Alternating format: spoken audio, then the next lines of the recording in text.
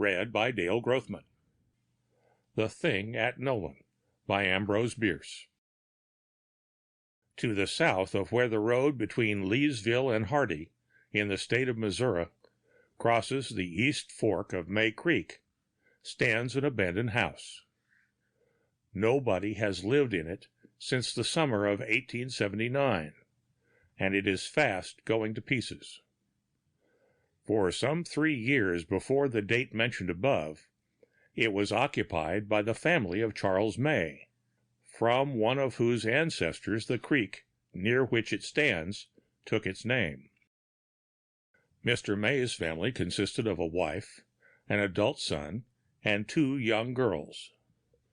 The son's name was John. The names of the daughters are unknown to the writer of this sketch. John May was of a morose and surly disposition, not easily moved to anger, but having an uncommon gift of sullen, implacable hate. His father was otherwise, of a sunny, jovial disposition, but with a quick temper, like a sudden flame kindled to a wisp of straw, which consumes it in a flash. He cherished no resentments, and his anger gone, was quick to make overtures for reconciliation. He had a brother living nearby who was unlike him in respect to all this, and it was a current witticism in the neighborhood that John had inherited his disposition from his uncle. One day a misunderstanding arose between father and son. Harsh words ensued, and the father struck the son full in the face with his fist. John quietly wiped away the blood that followed the blow, fixed his eyes upon the already penitent offender, and said with cold composure, "You will die for that." The words were overheard by 2 brothers named Jackson, who were approaching the men at the moment, but seeing them engaged in a quarrel, they retired, apparently unobserved. Charles May afterward related the unfortunate occurrence to his wife, and explained that he had apologized to the son for the hasty blow, but without avail. The young man not only rejected his overtures, but refused to withdraw his terrible threat. Nevertheless, there was no open rupture of relationships. John continued living with the family, and things went on very much as before. One Sunday morning in June 1879, about 2 weeks after what has been related, May Sr. left the house immediately after breakfast, taking a spade. He said he was going to make an excavation of a certain spring in the wood about a mile away, so that the cattle could obtain water. John remained in the house for some hours, variously occupied with shaving himself, writing letters, and reading a newspaper. His manner was very nearly what it usually was. Perhaps he was a trifle more sullen and surly. At 2 o'clock he left the house. At 5 he returned. For some reason not connected with any interest in his movements, and which is not now recalled, the time of his departure and that of his return were noted by his mother and sisters, as was attested at his trial for murder. It was observed that his clothing was wet in spots, as if, so the prosecution afterward pointed out, he had been removing bloodstains from it. His manner was strange. He looked wild. He complained of illness, and going to his room, took to his bed. May Sr. did not return.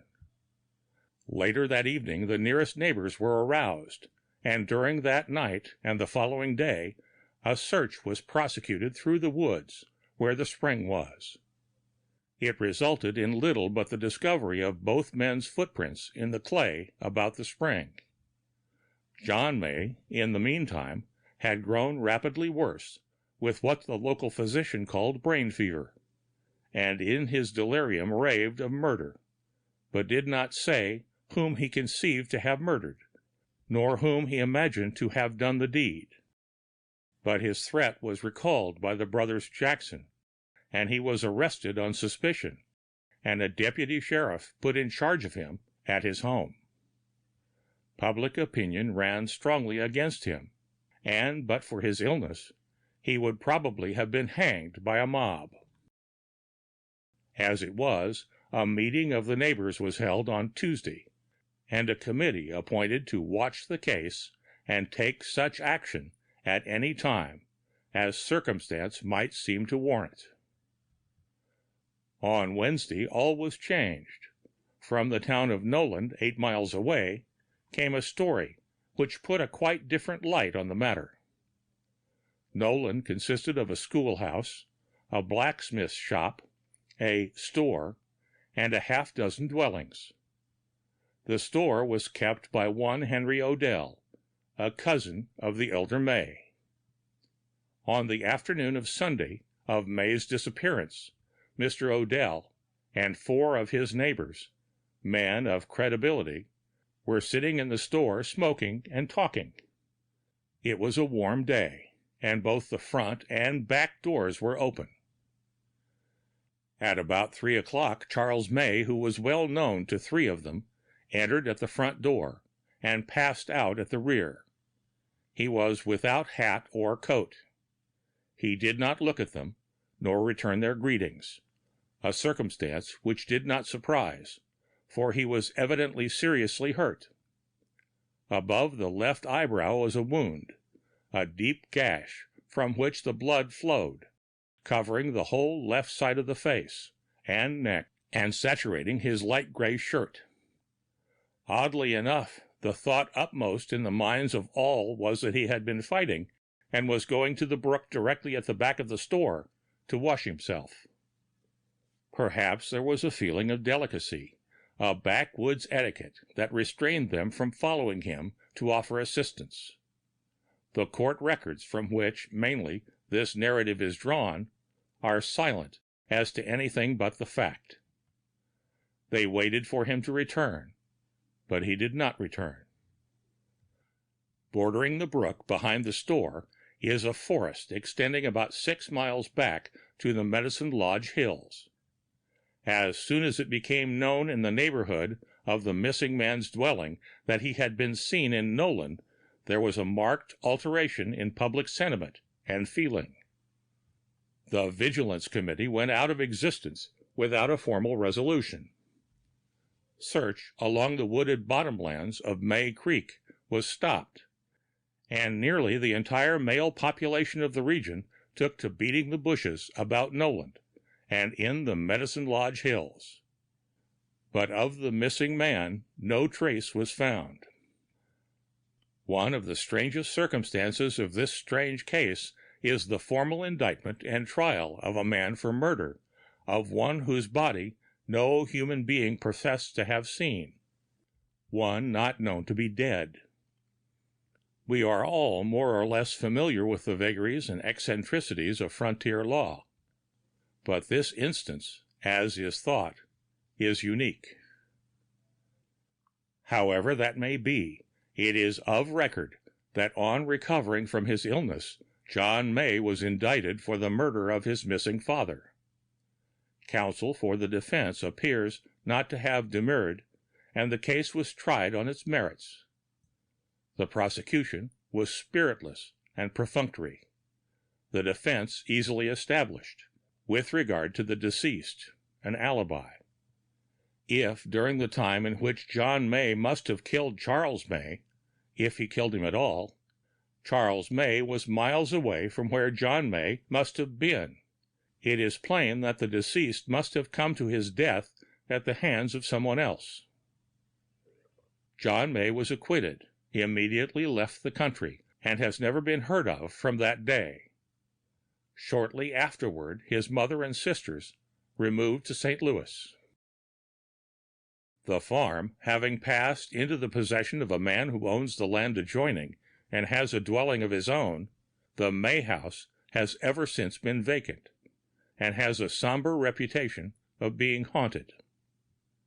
One day after the May family had left the country, some boys, playing in the woods along May Creek, found concealed under a mass of dead leaves, but partially exposed by the rooting of hogs, a spade, nearly new and bright except for a spot on one edge, which was rusted and stained with blood.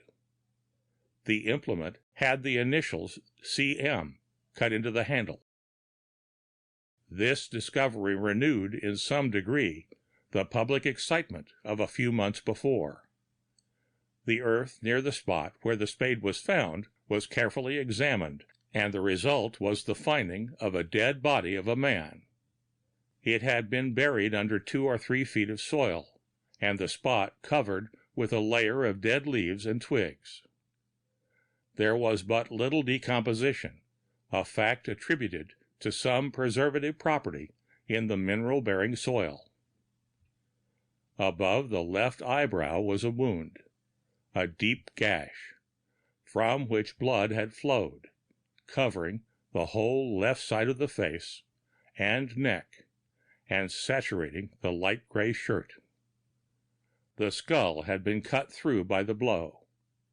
The body was that of Charles May. But what was it that passed through Mr. Odell's store at Nolan? The end of The Thing at Nolan by Ambrose Bierce.